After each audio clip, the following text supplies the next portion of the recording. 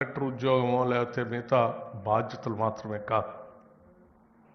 దాని ద్వారా వచ్చేటువంటి బాధ్యతతో మీరు ఈ సమాజానికి ఎంత గొప్పగా సేవ చేస్తూ ఉన్నారనేటువంటి ఆలోచన ప్రతినిత్యం మీలో ఉన్నప్పుడు నిస్సహాయులకి రాష్ట్ర ప్రభుత్వాలు తీసుకొచ్చేటువంటి సంక్షేమ కార్యక్రమాలు కానీ లేకపోతే అభివృద్ధికి సంబంధించినటువంటి ఇతర డెవలప్మెంటల్ యాక్టివిటీస్ సంబంధించినటువంటి వాటికి కానీ పూర్తి స్థాయిలో డెలివరీ మెకానిజం ద్వారా మీరు అమలు చేసినప్పుడే ఆ రాష్ట్ర ప్రభుత్వాలు ఎంచుకున్న లక్ష్యాలు పూర్తి స్థాయిలో నెరవేరటానికి అవకాశం ఉంటుంది.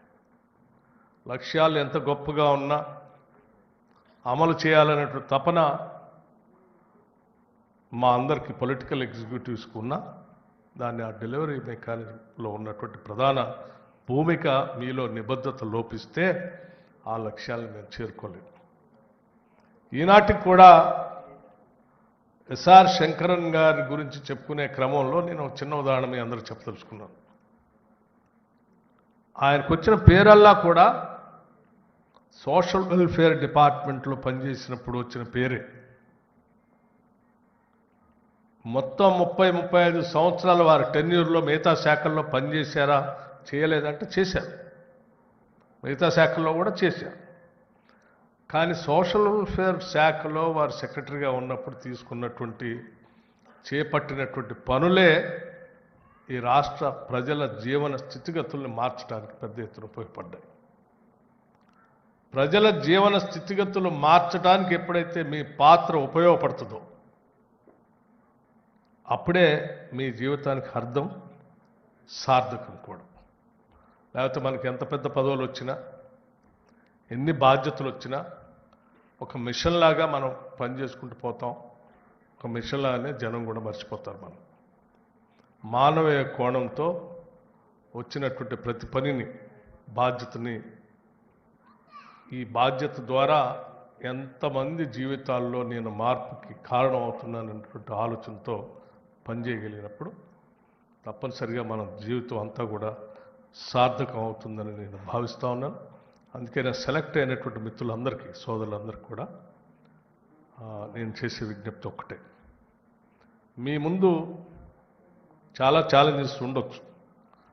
ప్రతి ఛాలెంజ్ కూడా ఈ సమాజ అభివృద్ధికి ఉపయోగపడే విధంగా మీరు అడుగులు ముందుకు వేసుకుంటూ పోతే మీకు కలిగేటువంటి తృప్తి బహుశా మిగతా దేంట్లో కూడా కలగదు. ఆ స్థాయిలోనే మీరు అడుగులు ముందుకు వేసుకుంటూ వెళ్ళాలని బలంగా మేము కోరుకుంటూ ఈ 178 మందికి ఈరోజు మీరు ఉత్తీర్ణులై ఈ 178 మంది భారతదేశ వ్యాప్తంగా అక్కడక్కడ ఉన్నత పదవుల్లో ఉండి మీరు ఈ తెలంగాణ రాష్ట్ర అభివృద్ధి కోసం పెద్ద ఎత్తున ఎదగాలని మనస్ఫూర్తిగా రాష్ట్ర ప్రభుత్వం తరఫున నేను కోరుకుంటున్నాను. రాష్ట్ర ముఖ్యమంత్రి గారు కూడా ప్రత్యేకంగా వారు కూడా రావాల్సి ఉండింది. ఒక ప్రత్యేకమైనటువంటి ఢిల్లీ నుంచి వచ్చినటువంటి అధికార బృందంతో ఒక ప్రత్యేకమైనటువంటి సమావేశం ఉండటం వల్ల రాలేకపోయారు. ప్రత్యేకంగా మీ అందరికి కూడా వారి అభినందనలు, వారి తరఫున నన్ను మీ అందరికీ చేర్చమని వారి తరఫున మీ అందరికీ అభినందనలు. భవిష్యత్తులో మీరంతా సెలెక్ట్ కావాలని వారు కూడా మనస్ఫూర్తిగా కోరుకుంటున్నారనే సందేశాన్ని మీకు చెప్పవలసిందిగా కోరారు. తప్పనిసరిగా మీరు ఆ రకంగానే చేరుకుంటారని ఆశిస్తూ ఈ సింగరేణి కాలనీస్ ద్వారా చేస్తున్నటువంటి ఈ చిరు కార్యక్రమం నిజంగా సింగరేణి కార్మికులు 45,000 మంది పైబడి కార్మికులు పనిచేస్తూ ఈ సింగరేణి సంస్థని బతికిస్తూ ఉన్నారు. వారు బతికిస్తూ ఇంకా కొన్ని లక్షల మందికి జీవన ఉపాధి కూడా కల్పిస్తూ ఉన్నారు.